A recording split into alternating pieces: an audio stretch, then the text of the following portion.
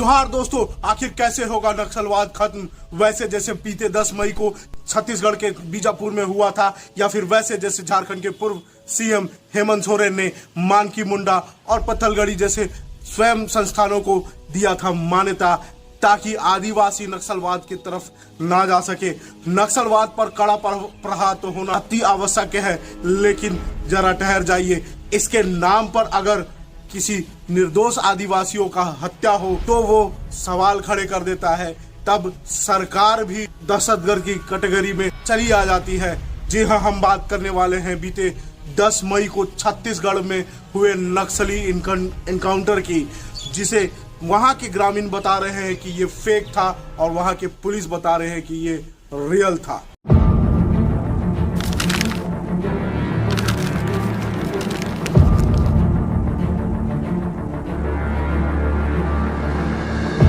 बढ़ाना है झारखंड को तो करे दैनिक आर्यवर्त को सब्सक्राइब, जो आपके लिए फ्री भी है और आसान भी है, लेकिन इससे मेरी पूरी टीम को एक इंस्पिरेशन मिलता है, तभी तो हम एक बड़े बदलाव के लिए आपके स्क्रीन तक पहुंच पाते हैं। वीडियो में बने रहिए अंत तक, ताकि हम बता सके आपको कि दो सरकारें दो तरीके से नक्सलवाद को खत्म करने में जुड़ी हुई है। एक तरीका पिछले 10 मई को आपने देखा, total elimination at any cost, हिंसा का प्रयोग कीजिए, चाहे इसमें गरीब निर्दोष गांव वाले क्यों ना मारे जाए। और दूसरा तरीका नक्सलवादियों का सरेंडर, और उसके बाद उन्हें मेन स्ट्रीम में लाए और समाज सुधारक नीति बनाए।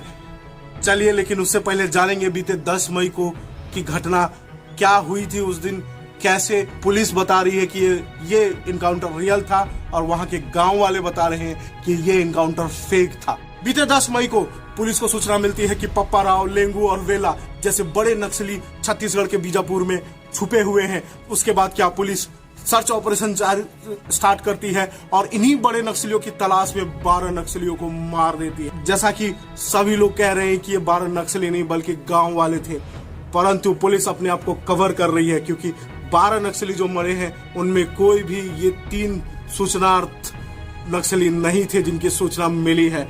हालांकि पुलिस अपने कवर में ये कह रही है कि ये 12 नक्सली पर भी बड़े बड़े इनाम घोषित थे, लेकिन गांव वालों का कहना कुछ और है।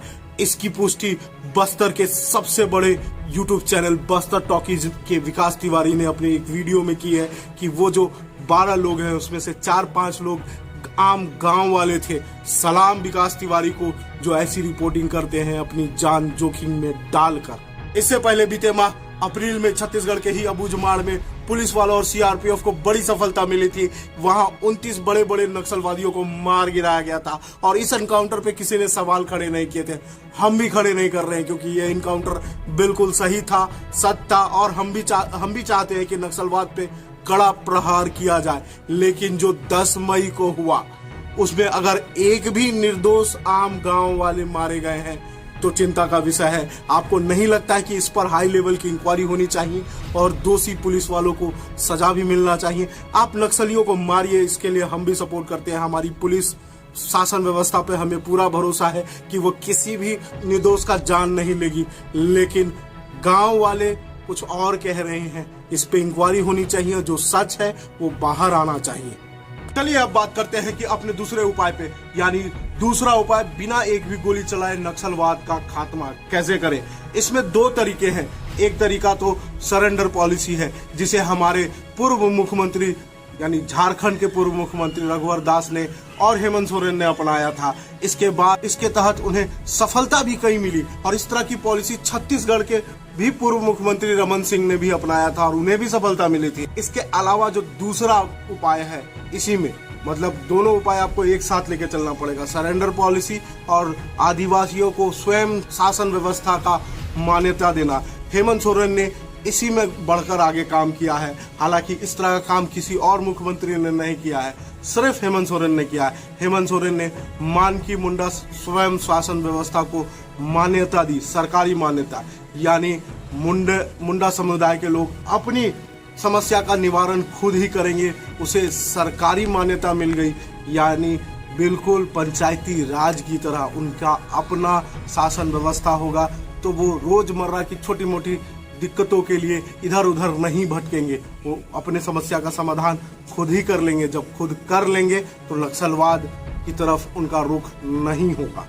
जैसे हेमंत सोरेन ने मान की मुंडा शासन व्यवस्था को मान्यता दी थी, वैसे ही छत्तीसगढ़, उड़ीसा और झारखंड में जितने भी आदिवासी समुदाय हैं उनका स्वयं शासन व्यवस्था होता है, उसे मान्यता दीजिए। ये मान्यता सिर्फ एक डिसेंट्रलाइजेशन ऑफ पावर है, यानी जैसे पंचायती राज है बिल्कुल वैसे ही व्यवस्था। लेकिन चलिए, ताली एक हाथ से नहीं बजती है, सब चीज सरकार ही पहल करे ऐसा कहीं नहीं होता है, कुछ आपको भी आगे आना पड़ेगा। और अब हम बात करेंगे उन नक्सलवादियों से। अगर आप तक हमारा वीडियो पहुंच रहा है, अगर आप हमारा वीडियो देख रहे हैं, तो आपसे एक कड़ा सवाल है, जो भी आम आदिवासी मरते हैं इस मुठभेड़ में, वो सिर्फ और सिर्फ आपके कारण मरते हैं।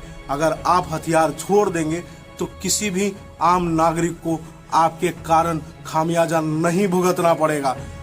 आप ये लड़ाई किससे लड़ रहे हैं? उस आजाद देश से जहां हर कोई आजाद है, आप तक आजाद है।